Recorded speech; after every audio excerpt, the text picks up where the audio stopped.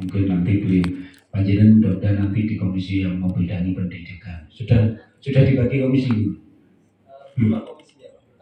bertambah nih. Jadi masih linear dengan pendidikan sehingga pendidikan itu investasi yang sangat luar biasa sehingga tentunya bagaimana pendidikan ini bisa dikembangkan lebih lanjut. Bapak Ibu sekalian yang saya hormati, oleh karena itu pertama tentunya ini tadi sudah dikukuhkan Pak Dr. Jadi pengukuhan penggerak literasi nasional oleh Bu Dirjen Guru dan Tenaga Kependidikan ya. Tentunya saya mengucapkan selamat manuk gelapik cucu abang mari dilantik kudu dan tandang. Siap. Buah buku enak lezat rasanya. Betapa senang hatiku ketemu orang hebat-hebat semuanya. Ada buat dokter menjadi hebat-hebat semuanya. Bapak Ibu sekalian yang saya hormati, memang kita ini pejuang baru sehingga dihadapkan pada perjuangan yang terus-menerus dihadap update terus perjuangan yang kita hadapi tidak berhenti ya Pak Dokter ya. Kita setelah selesai satunya dan kita update terus. Kita belajar dan berjuang dan tentunya saya berharap menggerakkan literasi dengan berbagai macam tantangan. Ini tentunya bagaimana Bapak Ibu ikro itu bagian dari literasi. Bacalah kan. Membaca situasi, membaca kondisi, membaca peluang, membaca hal-hal yang tentunya bagaimana dunia itu penuh ketidakpastian. Siapa yang bisa memanage ketidakpastian itu adalah pemenang. Dan Bapak Ibu sekalian yang saya hormati, sering kita dihadapkan bahwa dunia itu tidak ada yang abadi. Yang abadi itu hanya satu. Apa Bapak Ibu yang abadi? Perubahan. Bukan, yang abadi itu kenangan. Jadi jejak digital yang dengan nggak bisa dihapus. Kalau perubahan masih memungkinkan ya Pak Dokter ya. Jadi jejak digital. Makanya bagaimana panjenengan memberikan jejak digital yang akan menjadi kenangan yang baik. Dan itu menjadi kenangan. Jadi kalau perubahan pasti yang kita hadapi, kita akan dihadapkan pada perubahan. Dan kita akan meletakkan yang namanya kenangan-kenangan yang kita hadapi bersama. Produk-produk literasi bagaimana bisa diterbitkan? Tentunya IGINOS, Ikatan Guru Inovator ya, dan penggerak literasi nasional ini kan sebagai wadah. Bagaimana bisa sinergi dengan Kementerian Pendidikan, Kebudayaan, dan Ristek juga dengan Dinas Pendidikan.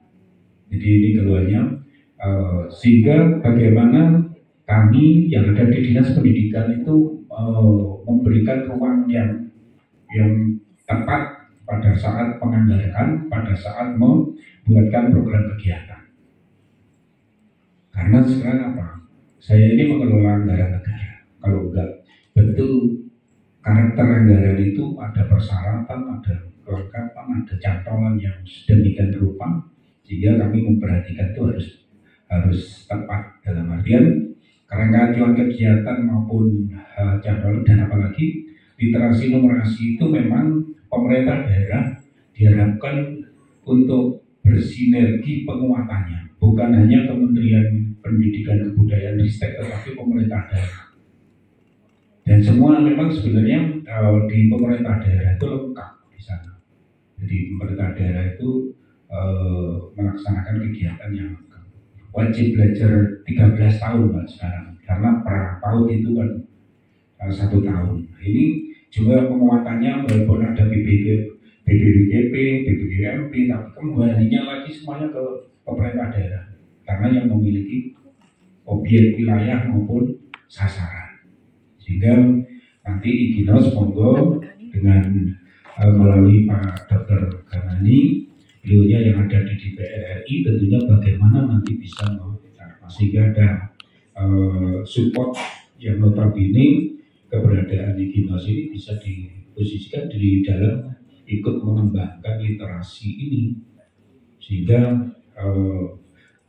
berbangga dan berbahagia pemerintah, baik Kementerian Pendidikan, Kebudayaan, Riset maupun pemerintah daerah dengan keberadaan yang namanya punya wadah Ikinos itu.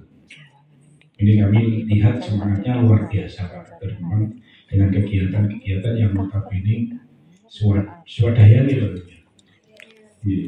Swadaya itu pahalanya tambah besar, tapi kalau nggak swadaya itu pahalanya nggak begitu besar, tambah dosa ya. Karena apa? Dibiayai tapi males kan dosa. Nah, ada banyak orang yang pelatihan yang bintek itu dibiayai tapi nggak serius datang, nggak memanfaatkan dengan baik, itu akhirnya jadi apa? Dosa. Nah, makanya dengan sendiri itu lebih baik. Bapak Ibu sekalian yang saya hormati, tentunya bagi Bapak Ibu guru yang penggerak literasi ini memang Ikinos ini menjadi wadah yang bagaimana bisa mengembangkan dan guru-guru bisa terwadahi semua. Kalau terwadahi akan menjadi kuat besar, dan ini sebagian dari bergening dengan pemerintah daerah maupun dengan kementerian yang pada akhirnya program literasi dan numerasi itu bisa peran Ikinos itu akan bisa dikembangkan lebih jauh, dan tentunya juga akan bagaimana kedepannya bisa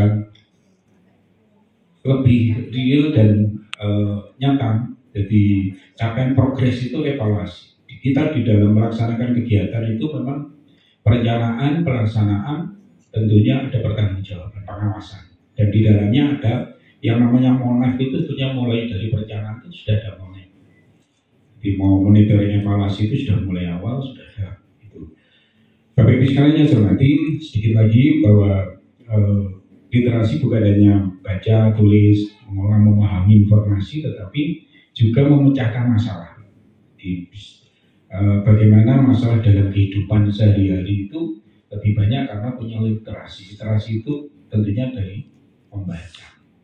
Dari membaca, kemudian bagaimana literasi saat ini memang sedang berkembang, ada literasi digital, ada literasi informasi tentang keuangan, sains, kemudian teknologi dan internet.